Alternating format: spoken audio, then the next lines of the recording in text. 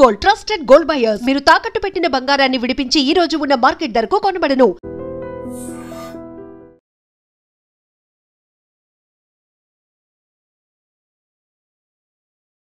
నమస్తే, welcome to I dream talking point with కవిత.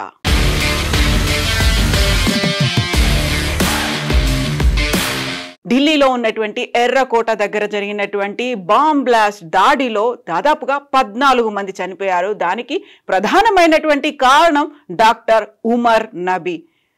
ఫరీదాబాద్లో ఉన్నటువంటి అల్ ఫలాహ్ యూనివర్సిటీకి చెందినటువంటి ఉమర్ నబీ మరణానికంటే ముందు, బాంబ్ బ్లాస్ట్ కంటే ముందు తను చేసినటువంటి ఒక సెల్ఫీ వీడియో ఇప్పుడు వైరల్ అవుతుంది.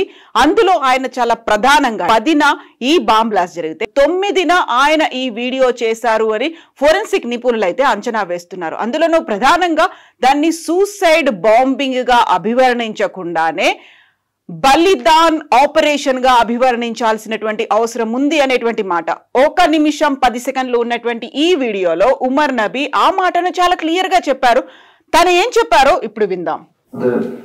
A very misunderstood concept is concept of what has been labeled as suicide bombing. It is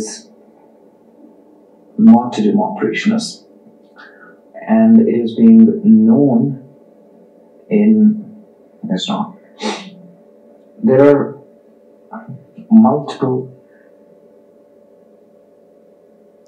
contraindications, and there are multiple arguments that have been brought against it. Martyrdom operations. When a person presumes that he is going for sure die at a particular place, at a particular time, that he is going for sure die at a particular place, at a particular time, he goes against the presumption that a particular is going to die in a particular situation. It's not. We don't have situation. So ఇది ఉమర్ నబీ చెప్పినటువంటి మాట. చాలా వరకు ఒక misconception అయితే ఉంటుంది suicide bombing కి సంబంధించి. కాకుంటే అది సూసైడ్ బాంబింగ్ కాదు, బలిదాన్ ఆపరేషన్. చాలా వరకు ఏ సమయంలో ఎక్కడ ఎప్పుడు ఎలా చనిపోతారు అనేది తెలిసి ఉంటుంది, ఒక సిచ్యువేషన్ అనేది ఉంటుంది, ఏ ప్రాంతంలో చనిపోతున్నాము అనేది కూడా ముందు తెలిసి ఉంటుంది. ఉన్నటువంటి మిస్కన్సెప్షన్ అంతా దాన్ని సూసైడ్ బాంబ్ అనుకుంటారు, బట్ అది కాదు. దాన్ని మనం బలిదాన్ ఆపరేషన్ గా భావించాల్సినటువంటి అవసరం ఉంది. ఆ సిచ్యువేషన్ అనేది ముందే మనకు అర్థమైపోతుంది అని ఉమర్ నబీ చెప్పినటువంటి ఈ వ్యాఖ్యలు చాలా కీలకంగా మారాయి. అందులోనూ ఆ రోజు బాంబ్ బ్లాస్ట్ జరిగిన తర్వాత అది ఉమర్ నబీదే అని చెప్పడానికి కూడా ఆ మానవ శకలాల నుంచి, అక్కడ ఛిద్రమైపోయినటువంటి ఆ కారులో పడి ఉన్నటువంటి ఆ అవయవాల నుంచి, అవశేషాల నుంచి సేకరించినటువంటి డిఎన్ఏని ఉమర్ నబీ ఫ్యామిలీ మెంబర్స్ తో పోల్చి చూసినప్పుడు ఆ డిఎన్ఏ కూడా సరిపోయింది. అయితే ఉమర్ నబీ రిలేటివ్స్ కావచ్చు, పేరెంట్స్ కావచ్చు చెప్తున్నటువంటి ఒక మాట, ఉమర్ నబీ చాలా మంచివాడు అనే మాట. ఆయన ఈ మధ్య అలా మారిపోయాడని. అక్టోబర్ 30 నుంచి అల్ ఫలాహ్ యూనివర్సిటీకి అతను వెళ్ళడం మానేశాడు. ఢిల్లీ ఫరీదాబాద్ మధ్య ఈ మధ్య కాలంలో విపరీతంగా తిరుగుతూ వస్తున్నాడు. దీంతో పాటుగా ఢిల్లీలో ఉన్నటువంటి రామ్ లీలా మైదాన్ పక్కనే ఉన్నటువంటి మసీదు కూడా రెగ్యులర్ గా ఉమర్ నబీ అటెండ్ అవుతున్నాడు అనేటువంటి మాట. ఈ టెర్రరిస్టులతో తనకి సంబంధాలు పెరిగిన తర్వాతే ఉమర్ నబీలో ప్రవర్తనలో మార్పు వచ్చింది అనే మాట కుటుంబ సభ్యులు అయితే చెప్తున్నారు. అందులోనూ ప్రధానంగా జైషే మహమ్మద్ కి చెందినటువంటి ఉగ్రవాదులను తను జమ్మూ కాశ్మీర్లో కలుసుకున్నాడు. జమ్మూ కాశ్మీర్లో కలుసుకున్న తర్వాత పుల్వామాలోని కోయిల్ దగ్గర ఈయన విలేజ్ అనేది ఉంది. అప్పటి నుంచే కాశ్మీర్లో కలిసిన దగ్గర నుంచి ఉమర్ నబీ ప్రవర్తనలో మార్పు వచ్చింది. వారిని కలిసిన తర్వాత హవాలా మార్గాల్లో డబ్బులు కూడా తెప్పించుకున్నాడు. ఆ తర్వాత టర్కీకు కూడా వెళ్ళొచ్చాడు. ఉగ్రవాద కార్యకలాపాల్లో భాగంగా అక్కడి వాళ్ళతో సంబంధాలు డెవలప్ చేసుకోవడంలో భాగంగా టర్కీకి కూడా వెళ్ళి వచ్చాడు అనేటువంటి మాటనైతే ఉమర్ నబీ కుటుంబ సభ్యులు చెప్తున్నారు. సో ఇప్పుడు ఇది కీలకంగా మారింది. చాలా స్ట్రాటజిక్ గానే ఉమర్ నబీ వ్యవహరించాడు అనేటువంటి మాట. ఉమర్ నబీ కంటే ముందు ఇద్దరు అల్ ఫలాహ్ యూనివర్సిటీకి చెందినటువంటి డాక్టర్లని పట్టుకున్న తర్వాత వైట్ కాలర్ టెర్రరిజం కి సంబంధించి పోలీసులు ఇన్వెస్టిగేషన్ చేయడం మొదలుపెట్టారు, కూపీలాగడం మొదలుపెట్టారు. ఆ నేపథ్యంలోనే ఉమర్ నబీ ఒక రకంగా భయాందోళనకు గురయ్యారా, లేకుంటే ముందుగా ప్రీ ఆక్యుపైడ్ మైండ్ సెట్ పెట్టుకున్నాడు కాబట్టి సూసైడ్ బాంబింగ్ గా తయారయ్యాడా అనే దానికి సంబంధించి చూస్తున్నప్పుడు ఈ వీడియో అనేది ఇప్పుడు వెలుగులోకి వచ్చింది. సో డెలిబరేట్ గా కావాలని ఉమర్ నబీ తనని తాను పేల్చేసుకున్నాడు, బలిదాన్ ఆపరేషన్ లో భాగమయ్యాడు అనేటువంటి వాదన అయితే ఇప్పుడు మళ్ళీ తెర మీదకి వచ్చింది. దీంతో పాటుగా అల్ ఫలాహ్ యూనివర్సిటీకి సంబంధించి అక్కడ దాదాపుగా 25 చోట్ల ఈడీ సోదాలు అనేది చేయడం ప్రారంభించింది. అక్కడ అన్ని అక్రమ కార్యకలాపాలు జరిగాయి, అందులోనూ అవినీతి అనేది చోటు చేసుకుంది. ఎర్రకోట పేలుల్లో మూలాలు ఉన్నటువంటి అల్ ఫలాహ్ యూనివర్సిటీ చీకటి ఆర్థిక మూలాలను ఇప్పుడు ఎన్ఫోర్స్మెంట్ డైరెక్టరేట్ వెలికి తీసే పనిలో పడింది. ఉమర్ నబీ సహా ఇతర డాక్టర్లు పనిచేసినటువంటి ఈ యూనివర్సిటీలో మనీ లాండరింగ్ తో పాటుగా షెల్ కంపెనీలకు కేంద్రంగా కూడా ఉంది అంటూ అల్ ఫలాహ్ యూనివర్సిటీకి చెందినటువంటి 25 కేంద్రాల్లో 25 చోట్ల ఇప్పుడు ఈడీ సోదాల్ని ప్రారంభించింది. ఆర్థిక అవకతవకలు ఉన్నాయి, నకిలీ కంపెనీలు వాడారు, మనీ లాండరింగ్ వంటి కీలకమైనటువంటి అంశాలు వెలుగులోకి వచ్చాయని ఇప్పుడు తెలుస్తోంది. దీంతో పాటుగా అల్ ఫలాహ్ యూనివర్సిటీకి సంబంధించి ఇప్పుడు యూజీసీతో పాటుగా నాక్ కూడా వాటికి గుర్తింపు లేదు అనేటువంటి విషయాన్ని ఐడెంటిఫై చేసింది. నాక్ అయితే దానికి సంబంధించి ఉన్నటువంటి గుర్తింపుని వీళ్ళు మ్యానిపులేట్ చేసి తెచ్చుకున్నారు అనేటువంటి మాటను కూడా నాక్ చెప్తోంది. సో ముఖ్యంగా అక్కడ ఈడీ ఫోకస్ పెట్టినటువంటి అంశాలు కంపెనీలు అనేవి షెల్ కంపెనీలు ఉన్నాయి, శాలరీలకు సంబంధించి ప్రాపర్ గా రికార్డ్స్ ని మెయింటైన్ చేయలేదు అనేది, హెచ్ఆర్ కార్యకలాపాలు కూడా రికార్డ్ లెస్ గానే ఉన్నాయి అనే దాంతో పాటుగా బ్యాంకింగ్ మార్గాల ద్వారా కనీస జీతం పంపిణీ, హెచ్ఆర్ రికార్డులు అనేవి కూడా లేవు అన్నట్టుగా మనీ లాండరింగ్ కే ఎక్కువ అవకాశం ఉన్నట్టుగా ఎన్ఫోర్స్మెంట్ డైరెక్టర్ అయితే గుర్తించింది. అల్ ఫలాహ్ ట్రస్ట్ అనుబంధ సంస్థల పాత్రను పరిశీలిస్తున్నాము అంటూ ఈడీ అధికారులు చెప్పారు. ఆర్థిక పరిపాలనా వ్యవహారాలను పర్యవేక్షించే కీలక సిబ్బందిని కూడా ఇప్పుడు ఈడీ ఫోకస్ పెట్టింది. అందులోనూ షెల్ కంపెనీలు అనేవి ఉన్నాయి, 9 నకిలీ కంపెనీలను గుర్తించారు. ఇవన్నీ ఒకే చిరునామాలో రిజిస్టర్ అయి ఉన్నాయి. ప్రాథమిక దర్యాప్తులో ఈ షెల్ కంపెనీల ద్వారా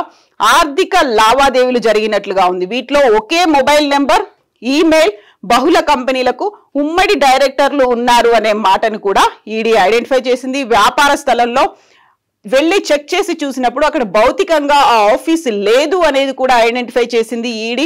దీంతో పాటుగా పిఎఫ్ తో పాటుగా ఈపీఎఫ్ వీటన్నిటికీ సంబంధించినటువంటి ప్రాపర్ మెయింటెనెన్స్ అనేది లేదు, రికార్డ్స్ అనేవి లేదనేది కూడా ఐడెంటిఫై చేసింది. అందులోనూ ప్రధానంగా జరిగినటువంటి అవకతవకల మీద అల్ ఫలాహ్ యూనివర్సిటీ అయితే ఇప్పుడు ఫోకస్ ఉంది, ఈడీ దాని మీద దృష్టి పెట్టింది. సో ఇప్పుడు అల్ ఫలాహ్ యూనివర్సిటీకి నిషేధిత ఉగ్రవాద సంస్థలతో పాటుగా జైషే మహమ్మద్ కు మధ్య ఉన్నటువంటి ఆర్థిక కలాపాలను, దాంతో పాటుగా జరిగినటువంటి లావాదేవీలకు సంబంధించినటువంటి చిట్టాను ఛేదించే లక్ష్యంతో ఢిల్లీ, ఫరీదాబాద్లో ఏకంగా ఈడీ 25 చోట్ల 25 వేర్వేరు ప్రాంతాల్లో ఈడీ అయితే దర్యాప్తు చేపట్టింది. అల్ ఫలాహ్ విశ్వవిద్యాలయం యజమానులతో పాటుగా సంబంధిత వ్యక్తులు ఈడీ మనీ లాండరింగ్ నిరోధక చట్టం కిందికి వస్తున్నాయి అనే దాన్ని ఐడెంటిఫై చేసింది. విశ్వవిద్యాలయంలో ఆర్థిక లావాదేవీలు, ఫీజుల వసూళ్లు, నిధుల మళ్లింపు తదితర అంశాల మీద దర్యాప్తు అనేది ఈడీ ఇప్పుడు లోతుగా చేపట్టింది.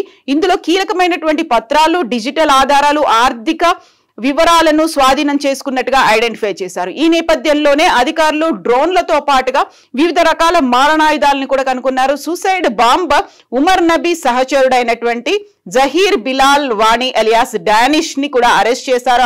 అరెస్ట్ నేపథ్యంలోనే డ్రోన్ల ద్వారా ఒక అటాక్ చేయాలి అనేటువంటి ఒక ప్లాన్ ఉందనేది ఆ డానిష్ కూడా వివరించారు. దాన్ని ఐడెంటిఫై చేశారు. డ్రోన్లకు ఆయుధాలు బిగించడంలో డానిష్ ఉమర్ నబీకి అత్యంత సన్నిహితుడైనటువంటి డానిష్ నిష్ణాతుడని, అందులో నిపుణుడు అనేటువంటి ఐడెంటిఫై చేశారు. అందులో సాంకేతిక సహకారాన్ని డానిష్ అందిస్తూ వస్తున్నాడు. కార్ బాంబు దాడికి ముందు డ్రోన్లకు రాకెట్లు ఉపయోగించాలని ప్రణాళికలు కూడా ఉన్నాయి. ఇవన్నీ కూడా కుదిరితే డిసెంబర్ 6 దాన్ని ఒక బ్లాక్ డేగా భావిస్తూ వస్తున్నారు. డిసెంబర్ 6న చేయాలని, అది కాకపోయినట్టయితే ఏకకాలంలో డిసెంబర్ 6న దేశవ్యాప్తంగా అమలు చేయాలి. ఒకవేళ అది కాకపోతే రెడ్ ఫోర్ట్ దగ్గర జనవరి 26న చేయాలి అనేటువంటి ప్రణాళికని ఈ white collar terror eco system లో ఉమర్ నబీతో పాటుగా డానిష్ కూడా ప్లాన్ చేశారు. అందులోనే పవర్ఫుల్ బ్యాటరీలు ఉపయోగించి భారీ ఆయుధాలను, కెమెరాలను బిగించాలని, వీటన్నిటిని డ్రోన్ల ద్వారా, రాకెట్ల ద్వారా ప్రయోగించాలి అనేది. దీంతో పాటుగా సరికొత్తగా ఉపయోగించుకున్నటువంటి టెక్నాలజీని కూడా యూస్ చేసుకోవాలి. ఇప్పుడు ఏదైతే బాంబు పేలిందో, మదర్ ఆఫ్ సాటర్న్ గా పిలుస్తున్నారు, ఆ తరహా విధ్వంసాలు చెయ్యాలి అనేటువంటి ప్రణాళికను కూడా ఏర్పాటు చేసుకున్నారు. ఈ డ్రోన్ల ద్వారా దాడులు చెయ్యాలి అనేది. ఎలా అయితే 2023లో ఇజ్రాయెల్లో హమాస్ ఉగ్రవాదులు దాడి చేశారో అలాంటి దాడినే చేయాలని, దానికి కావలసినటువంటి కంప్లీట్ సహకారాన్ని ఇటు హమాస్ దగ్గర నుంచి కావచ్చు, లేకుంటే టర్కీకి వెళ్ళి టర్కీ దగ్గర నుంచి, అలాగే జైషే మహమ్మద్ నుంచి వివరాలు కూడా సేకరించారు. ఒక పక్కా ప్లాన్డ్ గా ఐడెంటిఫై చేశారు. బట్ ఇదంతా కూడా శ్రీనగర్ లో అక్కడ జైషే మహమ్మద్ కి సంబంధించి పోస్టర్లు అంటిస్తున్నటువంటి వ్యక్తులు ఎవరు అనేది ఐడెంటిఫై చేసినప్పుడు ఇదంతా బయటపడింది.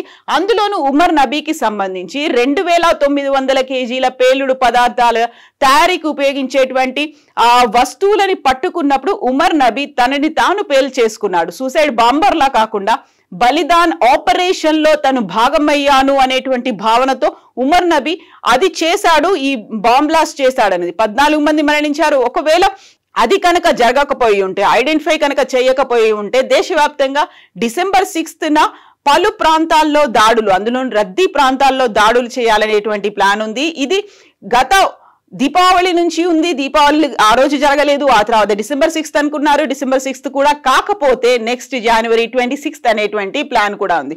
ఓవరాల్ గా అయితే ఇప్పుడు అల్ఫలా యూనివర్సిటీ, అందులో white collar terrorism eco system కి సంబంధించి ఒక్కొక్కటిగా అయితే అన్ని వెలుగులోకి వస్తున్నాయి. బట్ అన్ని ప్రాంతాలు అప్రమత్తమై ఉండాల్సిన అవసరం ఉంది అనేది ఈ ఉమర్ నబీకి సంబంధించి వీడియో వెలుగులోకి వచ్చిన తర్వాత సో చాలా వరకు అందరినీ బ్రెయిన్ వాష్ చేస్తున్నాడు. ఆ దిశగా సూసైడ్ బాంబర్లుగా తయారు చేయడానికి ఉమర్ నబీ తనను తాను ఉపయోగించుకోవడమే కాదు, చుట్టుపక్కల ఉన్నటువంటి వారిని కూడా ఇన్ఫ్లుయెన్స్ చేసేవాడు అనేటువంటి వాస్తవాలు కూడా ఇప్పుడు నిఘా అధికారులకి లభిస్తున్నాయి.